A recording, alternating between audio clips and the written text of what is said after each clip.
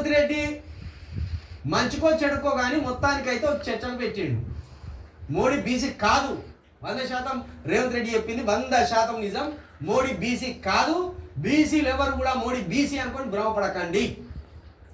మోడీ కూడా అగ్రవర్ణమే. ఇది బాగా గుర్తుంచుకోండి. ఒకవేళ మోడీ బీసీ అయితే ఈడబ్ల్యూఎస్ రిజర్వేషన్లు ఎందుకు తీసుకొస్తారు? బీసీలను అన్యాయం చేయడానికి.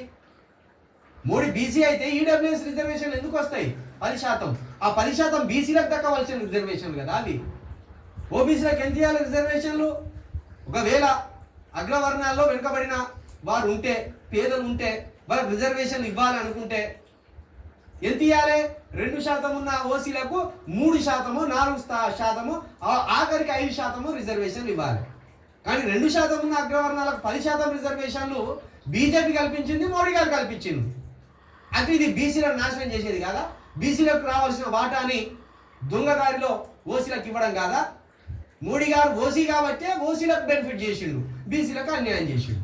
ఆర్ కృష్ణ ఎందుకే ఇట్లా బీసీలను ఇంకా ఆగం పట్టిస్తావు, ఇంకా ఆగం పట్టిస్తావు? 30 సంవత్సరాలుగా ఉద్యమం చేస్తా అంటే ఒక్కటంటే ఒక్క ఎమ్మెల్యేని గెలిపించలేకపోతే ఆఖరికి నువ్వే ఓడిపోతావు. నువ్వే వాళ్ళ దగ్గర వీళ్ళ దగ్గర మళ్ళా చేతులు చాపి రాజ్యసభను యాదో ఇదో అడుకునే పరిస్థితి కాడికి వచ్చాయి.